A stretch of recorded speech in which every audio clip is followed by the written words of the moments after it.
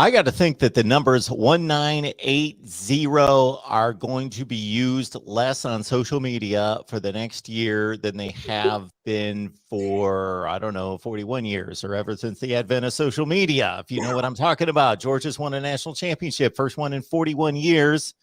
And if you root for Georgia, then you know how much abuse you've had to take over that year and how long it's been. Savannah Lee Richardson included. She writes for Dawn of the Dog, and she is a major Georgia football fan, diehard, been on here a million times. Always enjoy the conversation, but this is the first one that we've able to have with you as a national champion.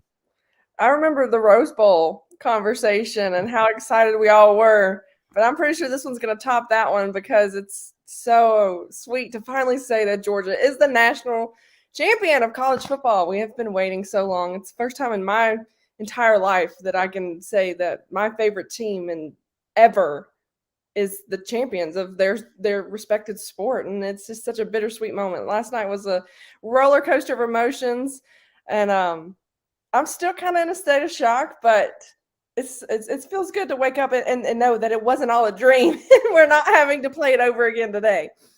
Yeah, I got to remember that everyone's not as old as I am that remembers Herschel Walker and watching the Sugar Bowl in 1981 and beating Notre Dame for the national championship. So it's only some of us out there that remember that. And it's nice to get 141 years later, even if you were a Georgia fan back then. All right, man, let's go big picture before we dive into the specifics, just in regards to Stetson Bennett. Kirby Smart gets it. The monkey off his back as well. I thought, I'll start with this. I thought that the meeting of Kirby Smart and Nick Saban at midfield, even though I couldn't really hear a word that was being said on TV, you could just tell that, Nick Saban doesn't want to lose a national championship game. You know that he's hurting for his players. He's pissed and all that as a competitor, but you could tell that there was still a lot of him that was just happy that if he had to lose, it was to Kirby Smart. Nick Saban was smiling more than he does after winning a national championship at midfield. Yeah, I will say that I was hands deep bawling, just trying to actually realize that it was real. But I agree. I kind of went back and watched everything, and you could just tell he was kind of like a proud Papa Bear, like the person that stuck around with him for I think 11 years on his Alabama staff, and well, from the Dolphins to LSU to Alabama, and to see him finally do it and get over the hump, and then do it to his mentor too. He had to feel deep down that such like a proud moment. And even though Alabama got beat and he didn't want to lose his 8th national championship or whatever, but Nick Saban is one of those guys that these assistant coaches, especially ones like Kirby who stuck around for a long time, they mean a lot to him. And with him not having any sons, these are like his sons. So when they finally do get to beat him, it's a bittersweet moment for him, I'm sure. But there's no telling what those two said to each other. But I guarantee you Kirby found a way to take some kind of dig and kind of just be like, finally, Nick, thanks for thanks for not finding a way to win this ball game. But then again, Georgia didn't give up at the end, and they finally finished they finally finished this game, and it was great to see. But Nick Saban, I agree, like even with him talking to Holly Rowe afterwards, and it was they were a really good team and this and that, and it was just really respectful from Nick Saban, and you don't expect anything less from him. So while he probably is steaming in the film room this morning, you got to think he sent Kirby another text this morning congratulating him too. So that's what college football is all about, is when two coaches really flat out respect each other, and Kirby finally got the upper hand this time around. Thank goodness. Yeah, so Kirby Smart takes over a top 10 program in the country, and he upgrades it. But he has just taken abuse after abuse after abuse, that he's not the guy that can take him all the way to the top. He's built this just recruiting machine. And I think he's been given a little bit of a bad take on that he can just recruit, and then he pretty much just lets the players just run out there and run around and get the job done and hit people and win the games, and he doesn't have anything to do with it past that, where he's obviously a great football mind. So he gets to place himself on that upper tier with just a few guys that have won national championships. 6 years ago, Georgia hired him to take this program to the next level because they felt like the Bulldogs have plateaued with Coach Rick, and unfortunately they did. As Georgia fans should all love Coach Rick because he was the first big part in getting the Dogs to where they are right now. And Kirby Smart just took it and kind of elevated it to the next level by increasing recruiting on the offensive line, increasing recruiting on the defensive front that desperately needed it, and it showed. And I don't care what anybody says, that sucker can develop a linebacker. He's got coaches that can develop an offensive lineman, a running back, a quarterback who no one ever thought would ever be in this situation, who many people wanted them to lose because they wanted to be right so bad. And Kirby Smart should not have any doubters anymore. That man is the right guy for the job in Athens. He needs a contract extension for life. Keep him at all costs, because what he's doing is buying into the kids, buying into this university, and proving that 41 years ago, it wasn't just Georgia happening to win a national championship. Like 6 years in, and he's already doing it.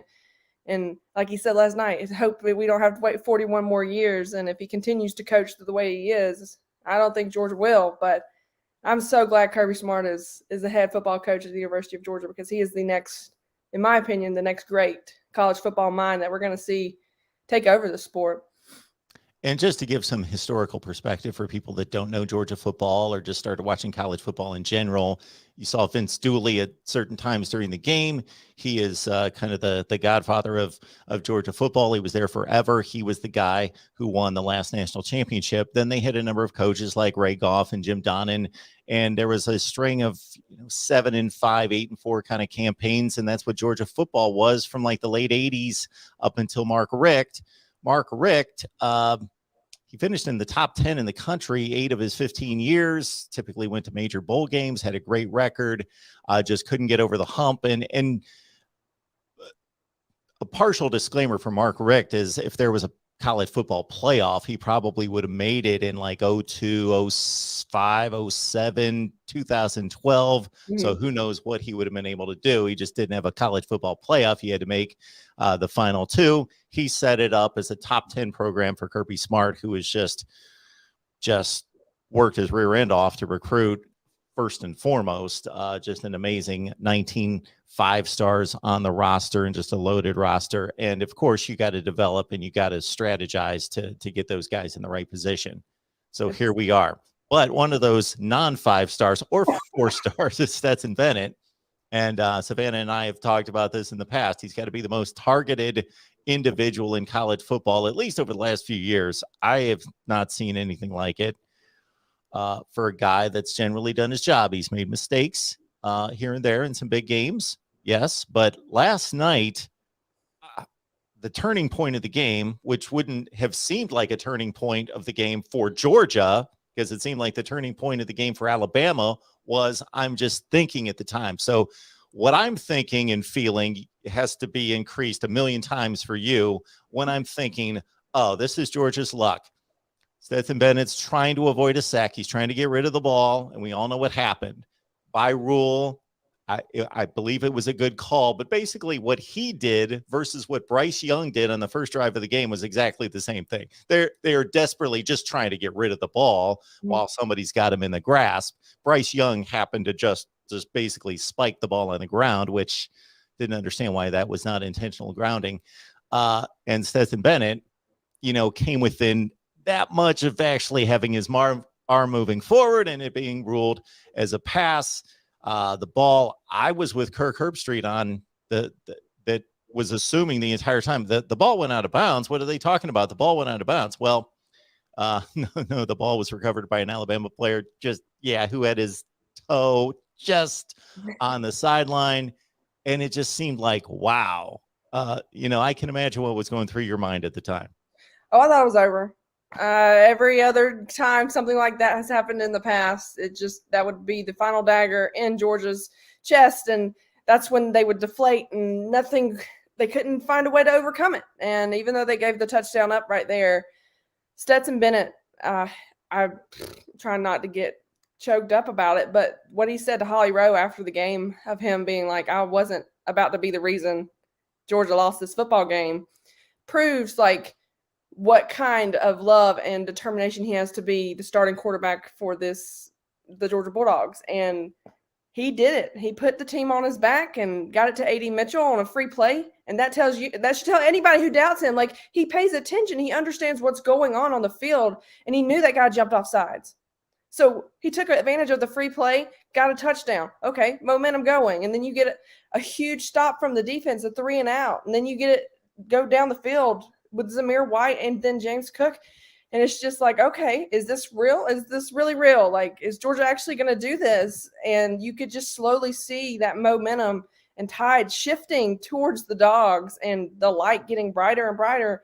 And then he threw a suspicious pass to Brock Bowers that, it wasn't pretty at all. But he called it. Of course he called it because he's Brock Bowers. And then he saw the end zone and nothing was going to stop him until he got in there.